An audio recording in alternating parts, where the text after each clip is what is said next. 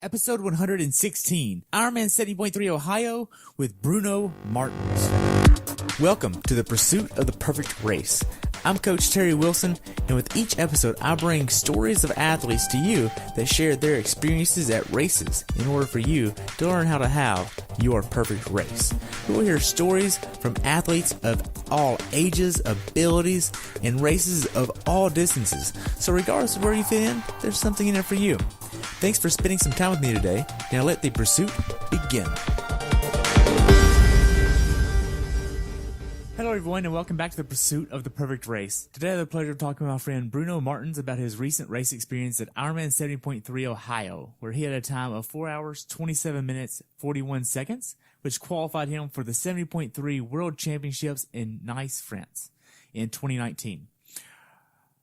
Bruno has been doing triathlons for 5 years now. This race took place on July 28th, 2018, with the temperature being 55 and rising to 77, and the water temperature was 79. Welcome to the show, Bruno. I look forward to hearing about your race experience at Ironman 70.3 Ohio. Hey there. Hey, so what made you want to do this race, man? So, for the first time since I start taking Ironman racing more seriously, this was the first year that I was committed to improve and get closer to my goals. And one of the goals was place in my age group and eventually get a slot for the World Championships. So I think I was successful. Wow. So before you got into triathlon 5 years ago, did you have a background in any of the three sports? Yeah, so I've pretty much competed into the cycling world since I was very young. I've never done a time trial type of like racing, but I've competed in downhill mountain biking. I competed in mountain biking. And so that I think might give me a little like advantage. But it's a completely different sport, even though it's on two wheels. It's not even close to road racing. So, if I want to say so, cycling would be the only advantage. Okay. Going into this race, how was your training? So I was following I coach myself. I'm actually a Ironman University certified coach. And I do coach myself, and I've raced in May I raced the 70.3 in Chattanooga, Tennessee. And I had also successful race. But pretty much what I did, I trained during the winter for a marathon. The marathon was end of March. Then I pick up on my Ironman training after that, and I just really got serious in the past 6 weeks prior to this Ohio 70.3. Okay. Were you doing a traditional 2 and 3 week build and then recovering a week and basing things off of heart rate, power? What was that like? Yeah, so I based all my training in heart rate, and then I also use power for the bike. But all in all, heart rate would be, I want to say, the main focus of my training.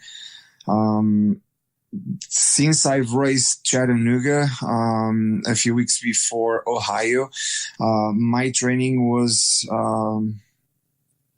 more like to fix some of the weakness that I identified in Chattanooga. So not really a 3 week and recovery. It was pretty much work to fix the weakness. And I had high volume, high intensity, and rest. Not a specific order. But yeah, I started by upping some of the volume, adding some intensity, and I have a good taper for the race, so I felt really strong. Okay. Were you doing a lot of bricks in training? Excuse me? Were you doing a lot of brick training? Yes.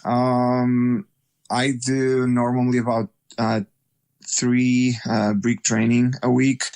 The longest one, it's always followed by my longest bike ride. So normally I do it on Sundays. And it's never less than, I want to say, 20 minutes. And the longest one I've done so far was about 45 minutes. Okay. Now, going into this race, what was your longest swim, bike, and run workouts? So I swim about 3 times a week, and I swim somewhere between 3 to 3,400 yards. So I use normally my lunchtime to get my swims done. The longest ride, I want to say, it was 82 miles. And the longest run, I think it was a 12-miler. Okay. Now, were you doing a lot of shorter workouts with a lot of intensity to build up the race pace efforts, or were you doing just longer tempo runs? What was that like?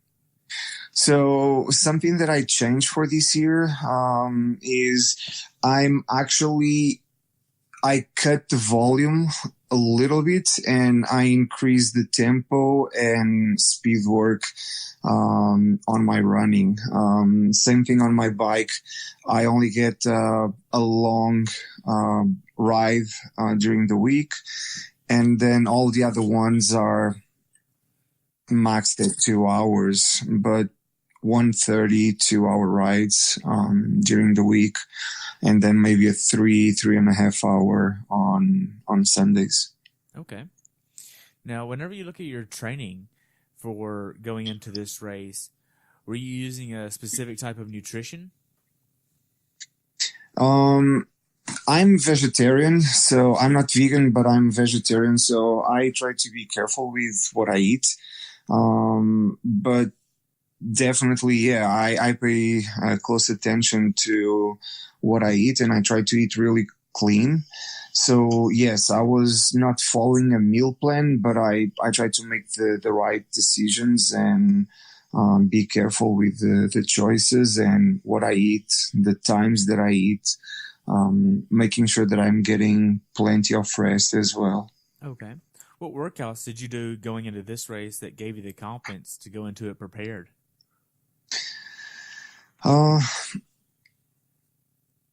So I'm not a runner, let's put it out there. But I've been working really hard to get better.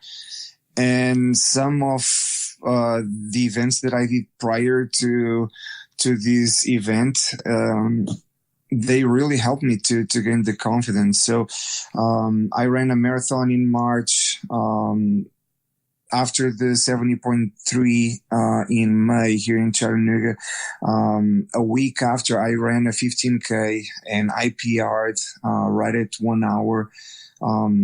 That's really fast for me. So those small steps, they just help building my confidence, if that makes any sense. It does. After that 15K, I ran 10K, and that was maybe 4 weeks ago. So, and I felt really strong. I had a really steady and consistent pace. So all those things really helped me to keep digging and pushing myself. Okay. Now, did you miss any training at all? If I missed? No, did you miss any training? I do miss some training, not because I want, but sometimes work gets in the way, and I do work a full-time job. I have my own coaching business, and so sometimes getting priorities straight, it's hard, and not something that I'm proud of doing, but yeah. Okay. Sometimes I need to skip a session. Did you get injured at all? Thank God I have not. Good. I'm glad to hear that. If Yeah. we take a look at your training overall from a volume standpoint, What was the most hours that you trained in 1 week? Uh, I want to say the highest week might have been 15 hours. Okay. With training that much, was there any days where you just mentally didn't want to train? Something that I do is regardless, I have a family, and I need to prioritize my family over the sport. So I do not exercise on Saturdays. I take Saturday as a day off. So I go hard all week and I rest on Saturday and then I resume my training on Sunday. So that allows me to get a good balance. And even though I'm working hard, I'm still being fair with my wife and with our family. Right. And that goes into the next question of how do you balance life, work, and training? And I feel like that just answers the question right there, because you do the training during the week, you give your body a day off on Saturday, and you spend that time with your family. That's genius. I like that. That's a good idea.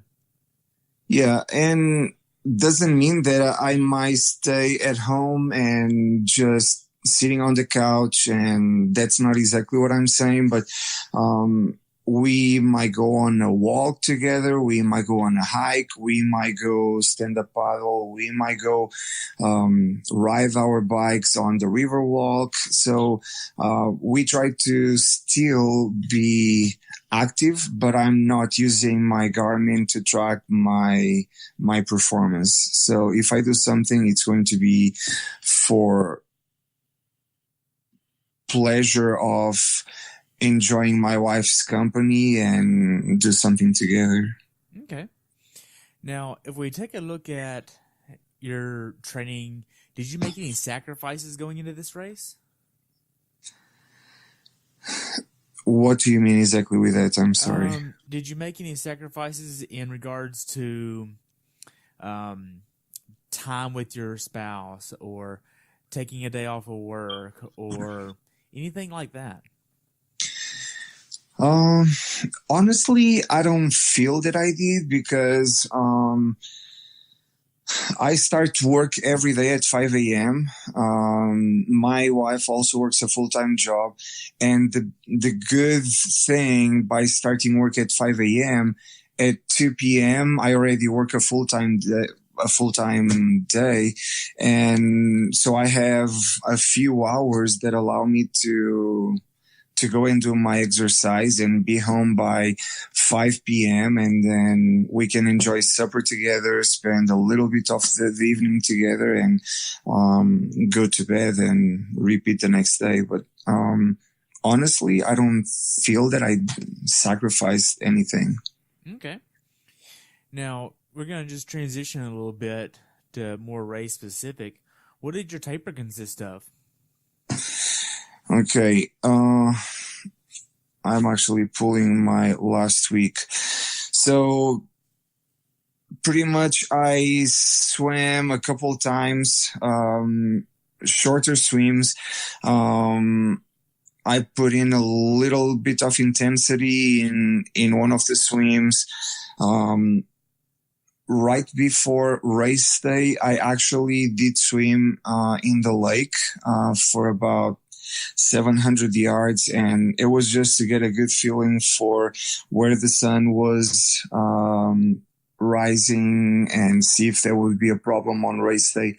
Work a little bit on sighting, but prior to that, I swam a couple of times, and I swam about like 1,400 yards as opposite to the 3,000 to 34, 35 yards that I normally do. I biked, I don't even know, maybe an hour, and I got closer to 20 miles or so. And I did a 20-minute break. After that was pretty much just foam rolling, stretching, easy stuff. Okay. And with your running, did you just cut that back as well? Yeah, I cut my running way back. So all the week prior to race, I think I ran less than an hour Oh, wow. for the week. Okay. And whenever you started traveling to the race, when did you leave Tennessee to go up there? So I traveled all Thursday. We left about 8 a.m. From Chattanooga, and with the stops to get some gas and eat, took us about 8 hours to get to Ohio. So Thursday was pretty much, it was it. We just travel, got settled in the hotel. Then Friday I have, a 35 or 40-minute ride followed by a 20-minute run. And that's it. Then I tried to chill the most I could. Saturday, we just walked the necessary to go drop the bike, set transitions, and I was just trying to rest. It was a good day. Okay. Where did y'all stay at? We stayed at the Sheraton in Columbus, right off 275. So to T2 would be about 20 minutes, a 20-minute drive to T1, 30-minute drive. Okay, that's not too bad. Was this an expensive hotel? I want to say it was around $100 a night. So it wasn't too bad. Yeah. Now, excuse me. You get to the village at the check-in process. How was this process for you in comparison to other races? Since we were there on Friday early, we were able to, I was at the race site by 12 at opening because there's always a bunch of people trying to get in really soon. So we waited about 2 p.m. We just have lunch in downtown Delaware. And then we walked to the race site. And it was literally a 5-minute process. It was really easy. The staff was really nice and took me literally 5 minutes to get registered and set up. Wow, that's pretty nice. Now, from a nutritional standpoint, were you trying to get a certain meal in the day before the race, or did you have a certain way that you wanted to eat the day prior? What does that look like? Yeah, I try to follow not a specific meal plan, but I try to get on Friday. I taper way down the amount of food I eat, but I drink a lot. So I drink a lot of Gatorade, maybe 6 to 8 bottles of Gatorade. So I pee a lot. But I try to have a big breakfast, a good lunch, and a really low key supper. Then the same thing on Saturday. I try to have even bigger breakfast. So I try to eat a lot, get really full. Then I eat less than half for lunch. And I eat really, really light for supper. Sometimes I might just do some fruit and not even like touch anything else. Make sure that I'm hydrated. But I eat a lot for breakfast, cut more than half for lunch, and little food for supper. For breakfast, are you doing like 2 bagels, some pancakes? What are you doing for breakfast? I allow myself pancakes. I really like them. And since I don't do it on a weekly basis, so I allow myself for at least 3 or 4 pancakes. And even though I'm vegetarian before race, maybe a couple of days before, I eat eggs. So I might do 4 eggs and 4 pancakes with some fruit, and that's it. Okay. Now, the day before the race, are you trying to get in bed at a certain time?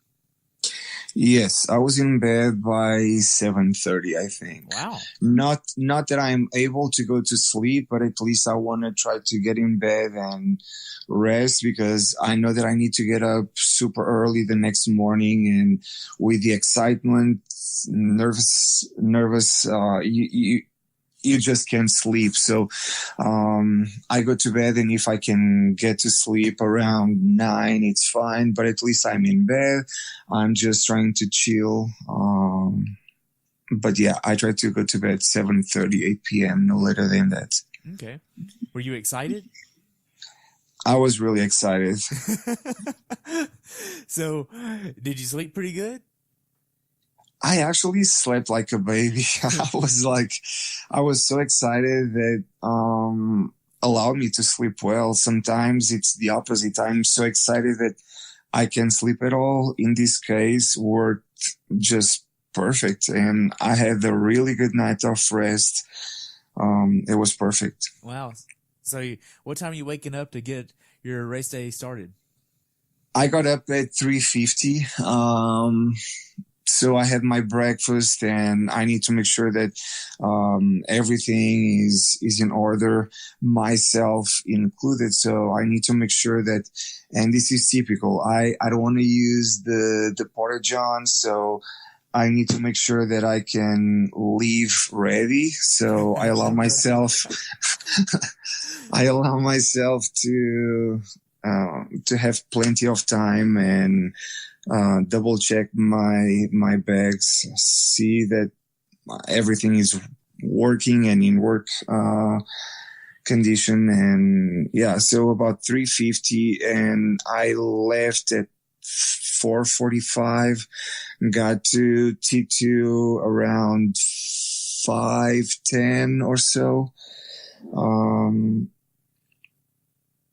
And yeah, I set up T2, so my running stuff at 5:10, and then it was just chaos to get to transition 1 to T1.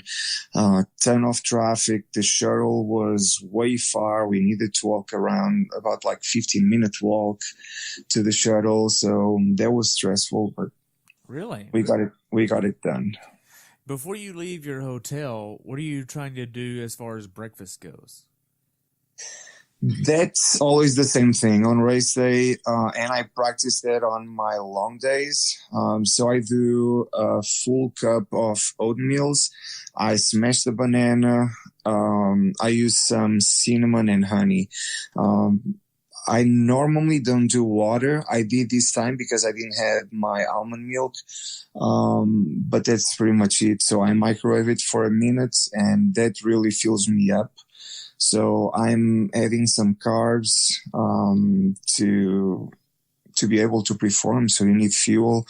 And I do that with a protein shake as well. So a protein shake, oatmeal with a banana, and cinnamon and honey. That's it. Okay. Now, once you get to your bike at T1, you've already went through the stressful part of getting there. You're putting about 100 psi in your wheels, and you're using a disc and an 808 in the front. What kind of bike are you using? I do have a Felt IA, and it's a sweet bike. I really like it. It's not a light bike, but it's a really fast bike. So I'm really pleased with the bike. Okay. Now, whenever you get to transition and you get to your bike and you're setting everything up, are you putting your shoes on your bike to do a flying mount? Yeah, I do use a flying mount. So I do get my shoes on my bike. I use elastic bands to secure the shoes on the bike. And I also use power. So I make sure to turn my Garmin, activate my pedals, and leave it there like in pause mode. So whenever I grab the bike, the Garmin will pick up automatically. As soon as I jump on my pedals, the thing starts tracking. So nice. Now, as far as you going into this race, you have a certain mindset of your expectations and goals. What was your expectations or goals for this race? So Chattanooga gave me a lot of confidence. I did place third in my age group, and I was a few seconds behind second place. And the competition was serious. So that allowed me to build my I don't want to say ego. I think it's good to have an ego, but to boost my confidence. I think that's what I want to say. So that helped me to build my confidence, and the work that I've put in the past 6 weeks, it was solid, and there's always somebody better than you. But I guess Sunday I was there and I was strong. I did my job and everything worked perfectly. Okay. Now, going into the swim, this was obviously a non-wetsuit legal swim, but did you use a swim skin? Yeah, I do. I use the Roca. Can't remember now which one, but I use a Roca one. Yeah. Okay. Do you like it? Does it work pretty well for you? Yeah, I actually really like it. I used to have old that I got from a friend, old Xterra, and the material is way different. So I'm actually really pleased with this Roca one. Okay. So the final few minutes before the swim goes off, how are you doing? Are you excited? Are you nervous? Are you anxious? What's your mindset and feeling there? So I stress a lot for good and bad things. I'm always stressed, and I like things to be perfect. I like things to be on time. And like I said, the shuttle from T2 back to T1, something that should take about 10 minutes took us 45 minutes because of the traffic. So that got me really stressed because I was afraid that I was going to miss the setup on my bike, and that got me like really stressed. So with all that stress came something good. I had less than 5 minutes to get ready for the swim. So I literally walked to the line and the gun goes off and it's a go time. So I didn't thought too much about things. Okay. So walk me through the swim course for you. I do like the swim course, but the problem of a circular shape swim is you always have turns, and in every turn that you need to go around the buoy, it's going to get congested, and it's really hard to keep a good rhythm going because or either you're catching up to the person in front of you or somebody catches up to you. And once we go around the buoy, there's no streamline. You only see a pack of 15 to 20 people, and then takes you about 100 yards for that pile of people to get again like in a good rhythm. And by the time you're picking up your pace, you are back into another buoy. So it wasn't by far my best and fastest swim, but it was good. Actually, I liked it. Okay. It looks like there was a little bit of a fog on the lake. Yes, there was challenging. The good thing is because I got to the swim started a little bit late, I wasn't right at the front. So I was able to just follow the people in front of me. But the first, I want to say 500 yards, I had no idea of where I was. Oh, wow. So whenever you got to the swim, you got in the water and everything, being that it was going to be kind of foggy, you were wearing tinted goggles, right? Yes. Did that play an impact on how much you were able to sight, or did that even have a factor in it at all? I think might have been minimal.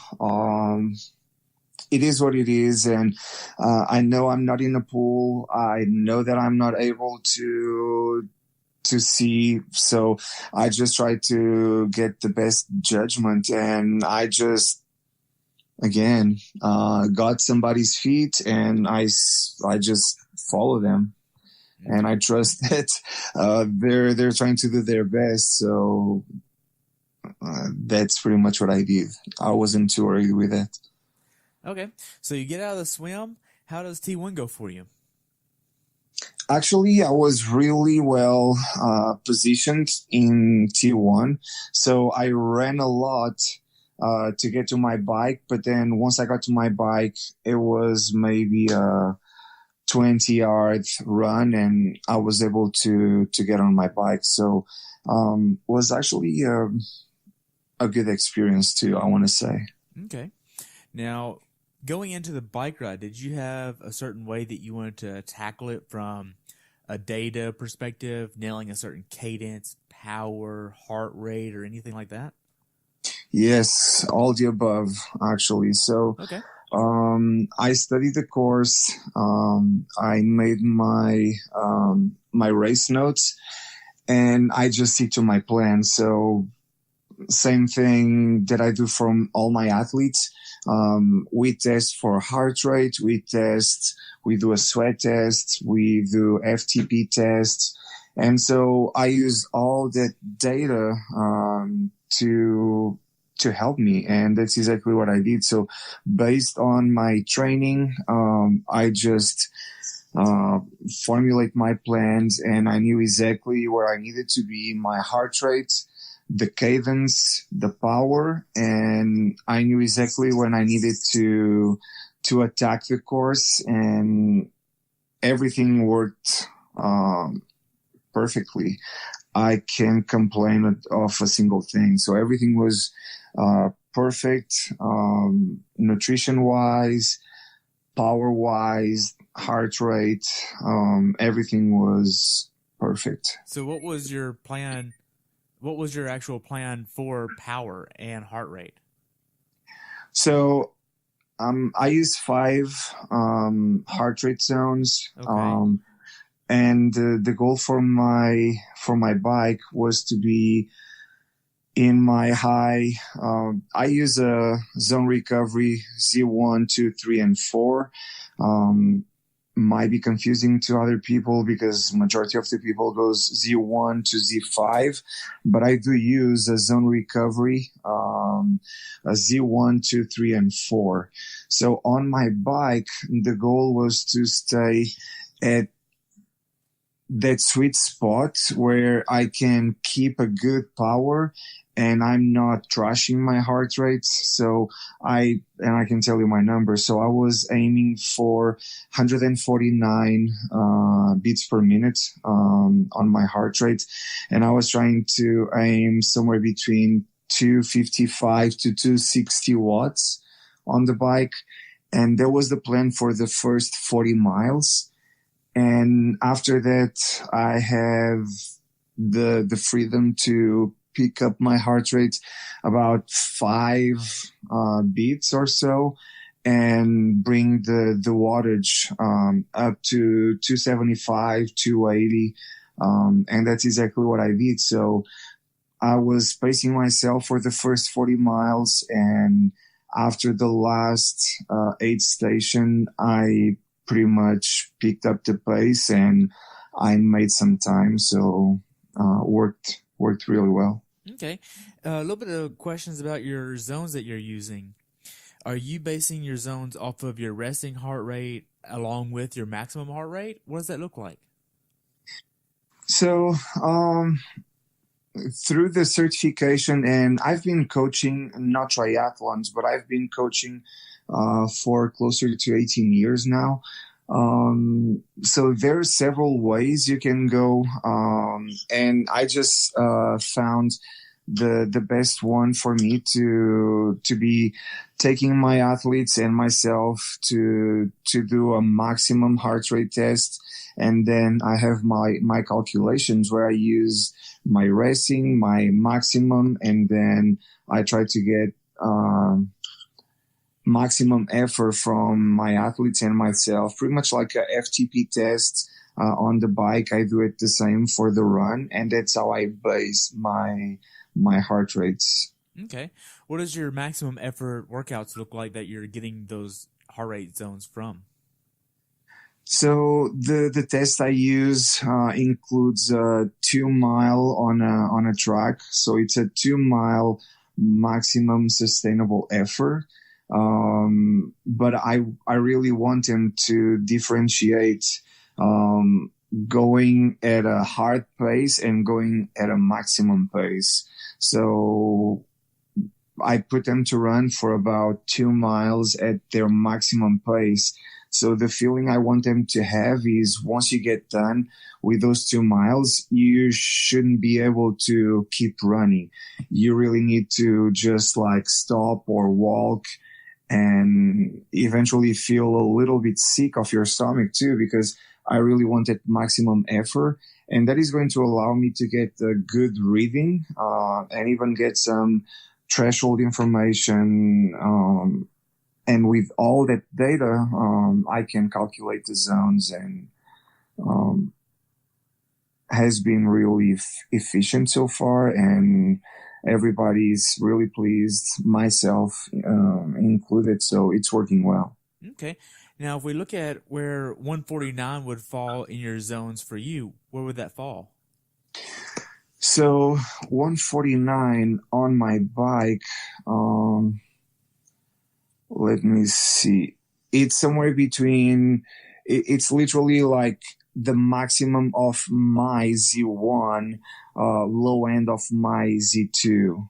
Makes sense? If you go again, zone recovery 1, 2, 3, and 4, it's the maximum of my Z1, low end of my Z2. Okay. So when you get to the bike, how does the first few miles on the bike go? I know you have the strategy of the first 40 miles, keeping it at 149 with the watts of 250 to 260. Are you looking at an average power or a 3-second average power, normalized power? What are you looking at there? I use the 3-second average power.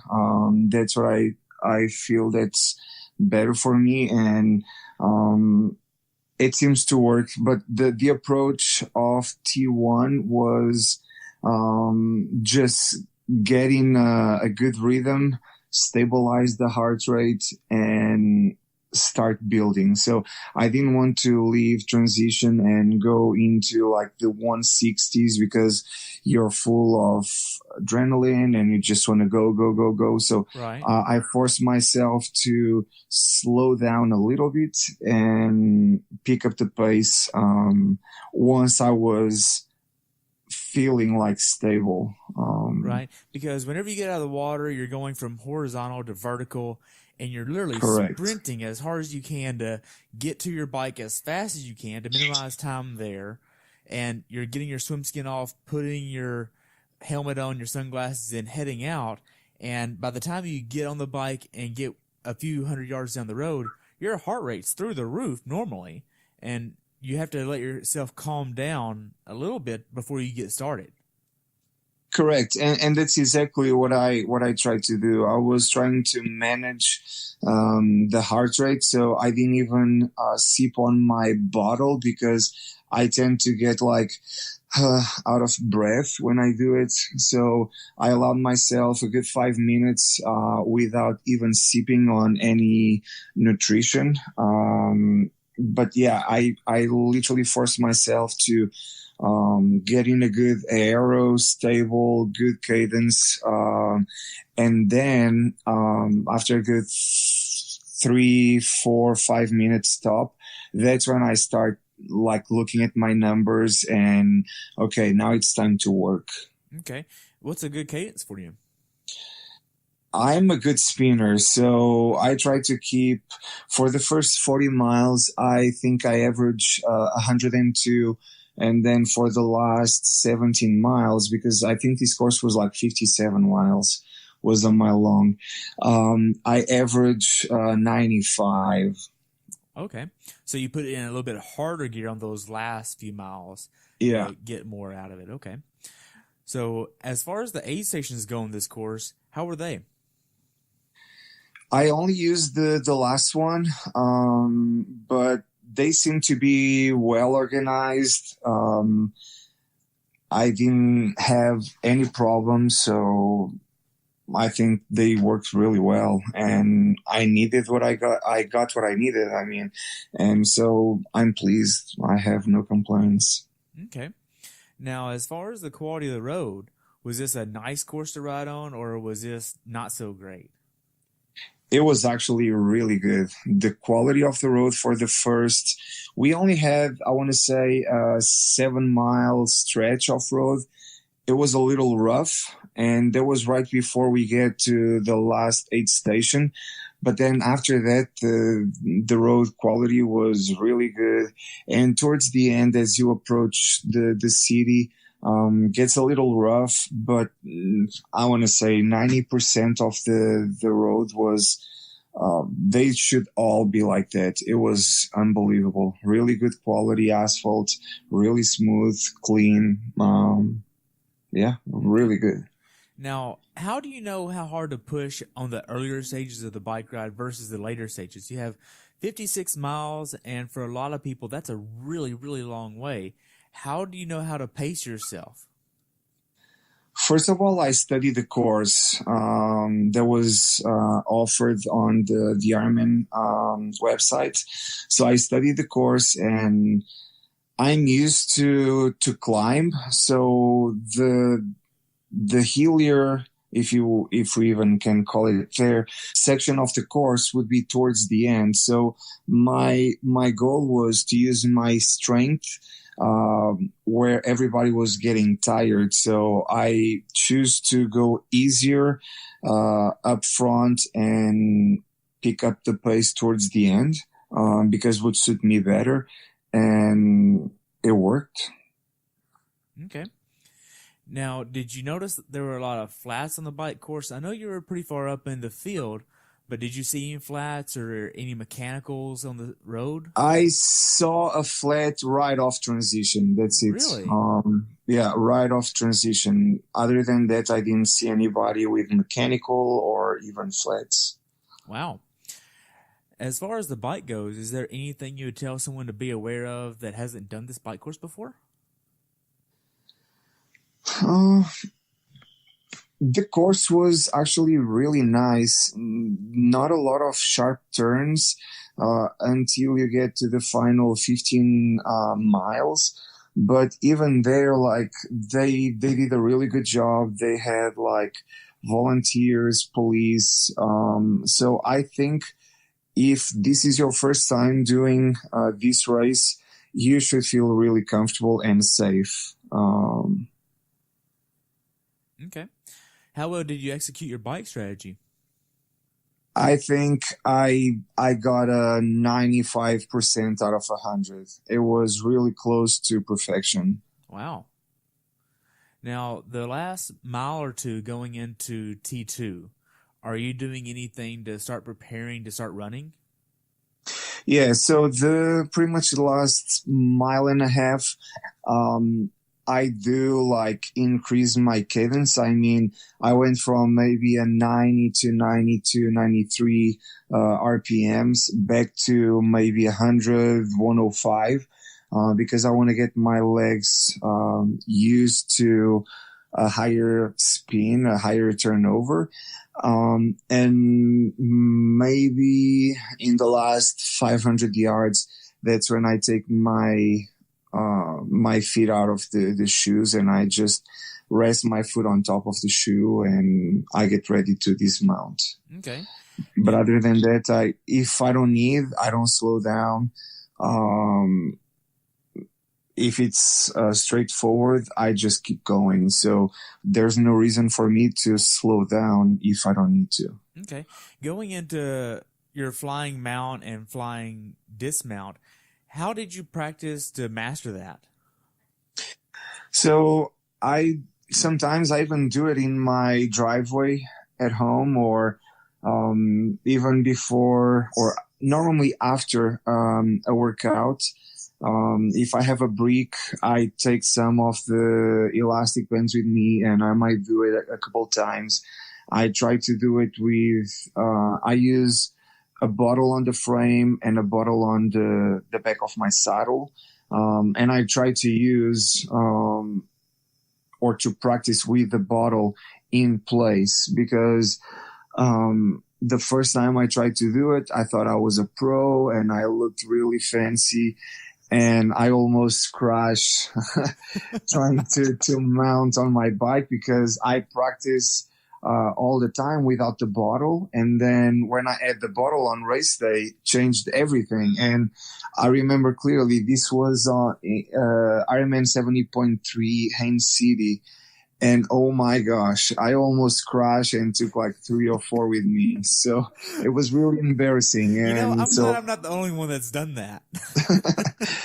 But trust me, I thought I was really cool. I was like, yeah, I'm the bomb. And then, oh shit, I almost crashed. So yeah, it was humbling. And there was like, yeah, there's no reason to be cocky. And if you don't feel comfortable and confident enough, if you didn't practice, don't do it. That's what I tell all my athletes, because you might gain 5 seconds if you are that good, or you might lose the entire race if you are not that confident. And because if you crash, you might break a derailleur, you might hurt yourself. A lot of things might happen. So do it if you are 100% confident, or just go safe. Right. Now, going into T2, to go back to the race a little bit, you get to T2, you rack your own bike, and you head out. You have a flying T2. You were in there 1 minute and 15 seconds. So you weren't in there very long. You're going in there, you're slamming your shoes on, putting your bike up, and heading out as fast as you can. How did you execute this in your mind? Again, by practicing. So I figured it out, what works better for me, the order that I need to do things. And because you also come from sitting on your bike and using your quads for so long, that in the past I used to get on my knees, and then I barely could stand up. So now I just found the perfect way for me, at least, to do it in order that's fast and efficient. And everybody might have their own preference, but I get my sunglasses, first of all. So I get my sunglasses, I get my shoes, I grab my belt, and I'm out. And I get my belt as I'm running out. Okay. Now, are you wanting to hit a certain pace or heart rate on the run? Yes. So I knew, so my run didn't go as planned, in a sense that, let me rephrase this. What I had in mind, what I had trained and practiced to do, worked, but my time wasn't as good as I have expected. So I forced myself to slow down in the first mile, because it's really easy for you to run a 6-minute mile off transition with all the people like screaming and like cheering on you. So you get really excited and you run like your fastest mile ever, like off transition. So something that I learned is you are going to pay for that later. So leave the excitement for your last mile instead of your first mile. So I forced myself to not let my heart rate go over 160 for the first mile intentionally. And then I was able to just keep going one foot after the other. And the run was well executed, not as fast. I wasn't able to raise my heart rate, and I don't know why. I don't have explanation for that, but for you to have an idea, I averaged 153 for my half marathon, and normally I should be in the 160s and about 20 seconds per mile faster. So I don't know what happened, but Well, I got first place, right? Yeah. So, Did you want to have a certain way that you wanted to execute it? I know that you didn't hit that what you wanted as far as your heart rate and your pace goes, but did you have like a strategy of what you wanted to get out of it? yes. So I always train to run negative splits. And I wasn't able this time.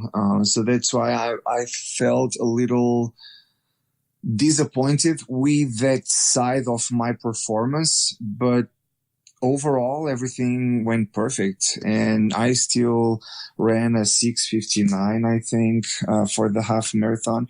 But I was planning on starting at a 7:10, 7:15, and keep going and getting to the 6:40, 6:35, 6:45 if I was having a bad time.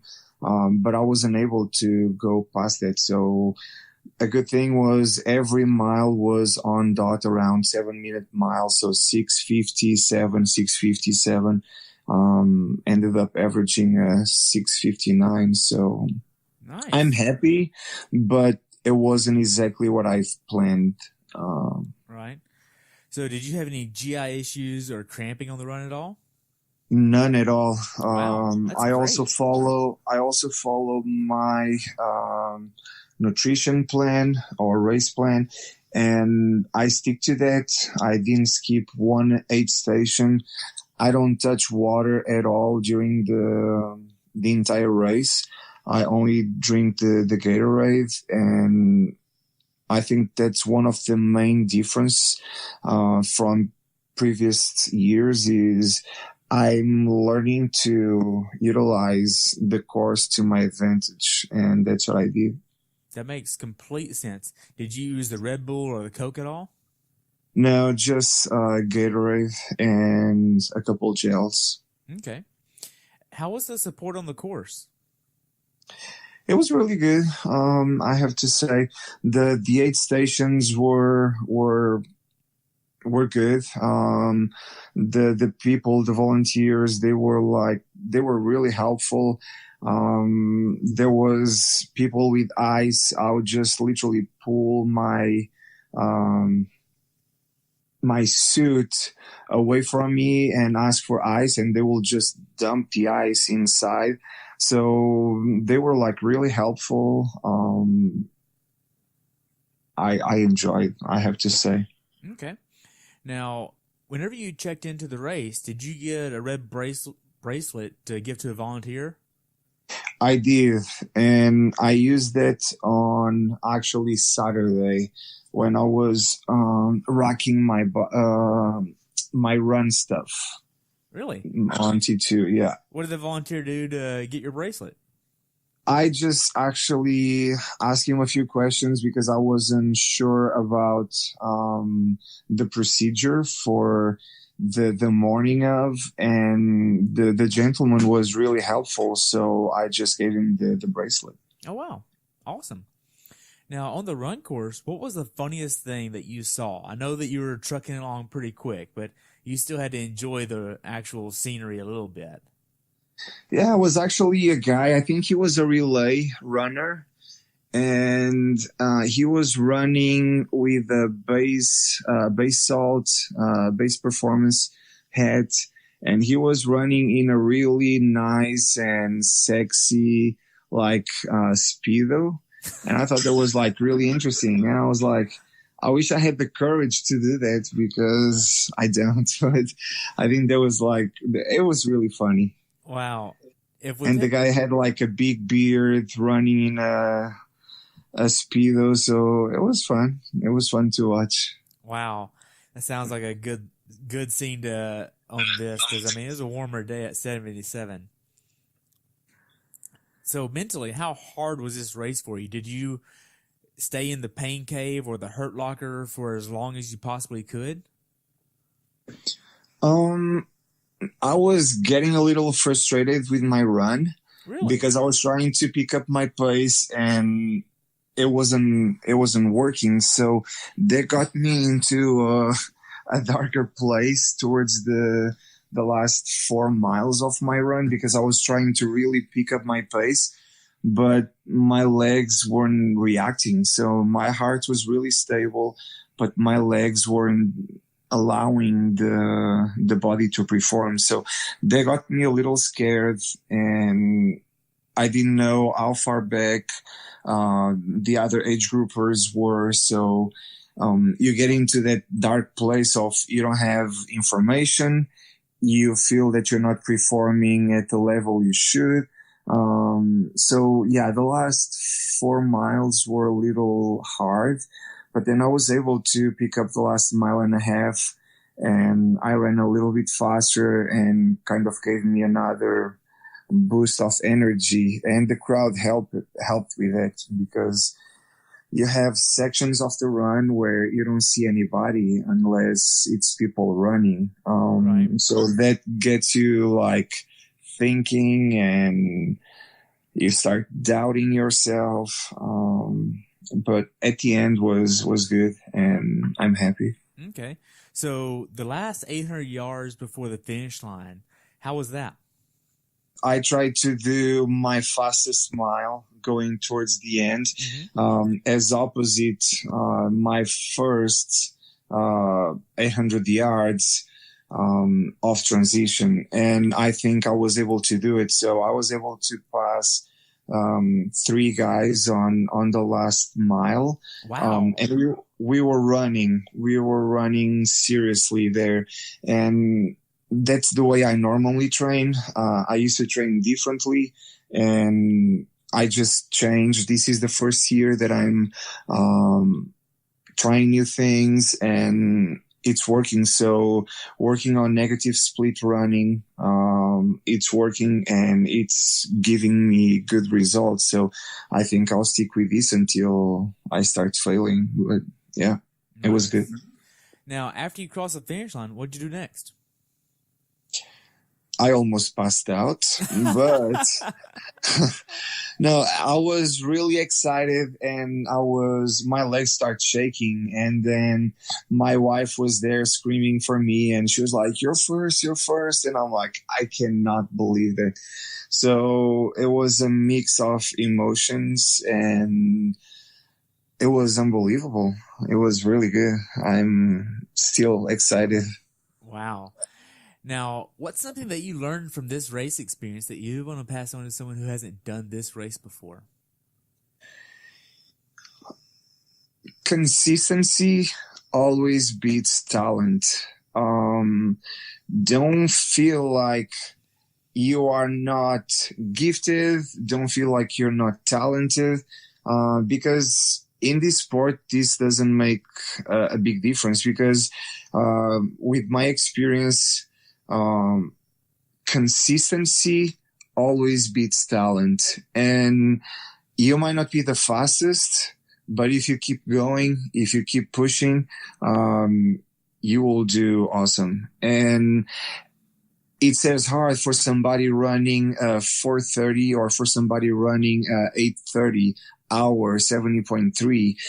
We all struggle at different levels. Just think of keep improving yourself, and you can only do that by staying and being consistent. Stay true to yourself. And I know it's hard, and everybody says the same thing, but don't compare yourself with others, or at least with others that are not close to you. So try to find somebody that's a little bit better than you and aim to become like them. And once you get there, you take another step and then another step. And with the experience and with years of training that I have, I think that's the best advice. Stay true to yourself and be consistent. Just don't expect to do well when you have highs and lows, and you work 25-hour week of training, and then you go to a 5-hour week of training, and you go like that into a roller coaster. That's not helpful. That's not healthy. You are going to end up hurting yourself. Just be consistent. If you don't have a coach, if you can afford, just join a tri club in your city. Try to get a mentor. Find somebody that truly wants to help you and stick with it. But again, consistency beats talent every day. Okay. Every day. How could Ironman have made your race experience better?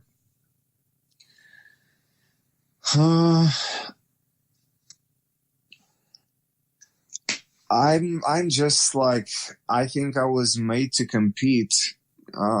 Even if it's to eat a bowl of cereal or to run a marathon, I like to compete. And what Ironman does for the sport of triathlon is presenting you a good quality event, and you know that you can trust the product, and if you commit to work to get better, you will be rewarded. And that's the point that I'm getting right now. I've been working really hard and it started to paying off. But that's my personal experience with the background that I have, if that makes sense. Yes. But I got into this just because I had a friend that mentioned triathlon, and I'm like, yeah, that really sounds cool. I have no idea. And he goes, okay, let's do a sprint. And I just tried to help you. And that's exactly what he did. I was running without knowing what I was doing. I was swimming without knowing what I was doing. And I was going all out on the bike rides because I just wanted to hurt everybody else. So I learned to develop techniques and knowledge about the sport that now are working to my benefit. I rarely hurt after a workout. Don't take me wrong. I get tired. I get exhausted, but I'm not experiencing pain or hurt or like a bad feeling about things. So that's also something good that I believe Ironman brought to me by getting my certification and earning more knowledge about the sport. So all good things. Okay. Now, for first timers, what advice would you give them? Don't try to, unless you have a really good fitness background, don't try to race an Ironman. Go enjoy the experience and try to learn the most you can. Because if you try to race, something is going to happen. Either you're going to miss your nutrition, you'll have a flat, you're going to start cramping, and then the entire experience will be miserable. So I'll try to focus on having a good time, not having any pressure on you, and just try to enjoy. Okay. Now, you punched your ticket to go to the World Championship 70.3, so you obviously went to the awards ceremony. I don't really get to hear a lot about the awards ceremony, so how was that? Being that you were number 13 overall, you were pretty much leading the race in the age group division. How was this? The fact that you know that they are going to call your name, it's really exciting. I really enjoyed, and it was a experience that I want to definitely repeat. And that's the thing. This starts becoming addicting, and you want more, and you want more, and you want more. At least this is a good and can be a healthy sport if you know what you're doing, if you have guidance. Because if you don't know what you're doing, and if you're going all out all the time, you might hurt yourself big time. But going back to the award ceremony, to be honest, I was a little disappointed. What? I was a little disappointed. So you expect to, when there's a first, second, third, even a fourth and a fifth place, you expect to see a podium and people to be handed a medal, whatever, an award.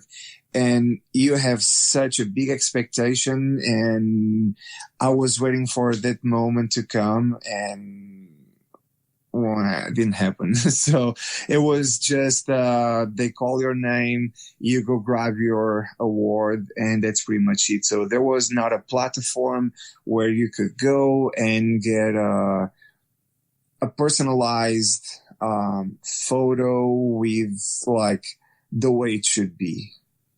But maybe what should it be? What in your mind? What should it be?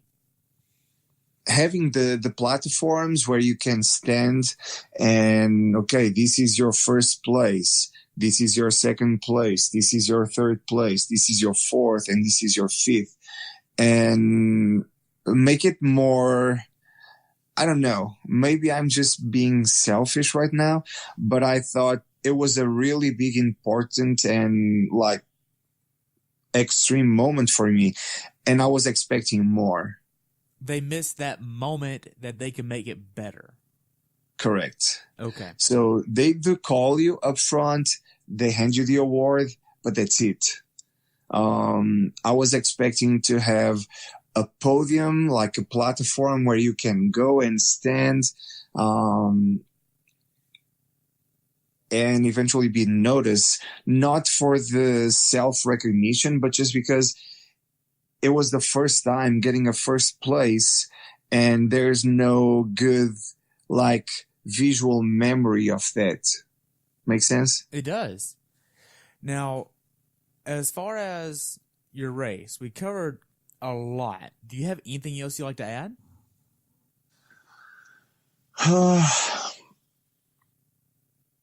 Overall, I think was a really good experience.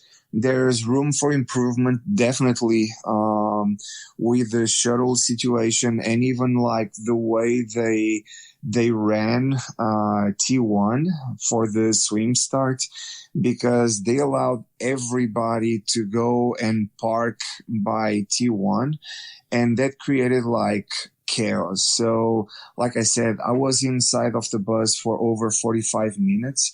And that creates a lot of stress in all the athletes, because we were seriously thinking that we are going to miss the race. So there's still room to improve. But other than that, I would recommend Ohio Delaware 70.3 for any first timers, or even for somebody that just want to have a good fast race. It's a good place to go. Okay. So what's next for you? Actually, I'm racing Cozumel 70.3 at the end of September. That was planned maybe a year ago. So my birthday is in September. So we try to take vacation in September. And I was just looking for some races, kind of bucket list stuff. And last year I did Portugal 70.3. And this year we decided to go to Cozumel 70.3. So, good thing about it is I have no pressure. I achieved my goal. I go to enjoy the race, and I heard it has the best swim ever. So I want to experience all of it. Wow. Well, how can athletes follow you if they want to contact you in regards to coaching or just follow your journey? Yeah, so Instagram, Facebook, those would be the best ways, or even like through my email. You guys can reach me through email at trainmebruno@gmail.com. Another option would be through YMCA Precision Endurance, and that's my Facebook page for precision endurance training. So YMCA Precision Endurance, that's my Facebook page.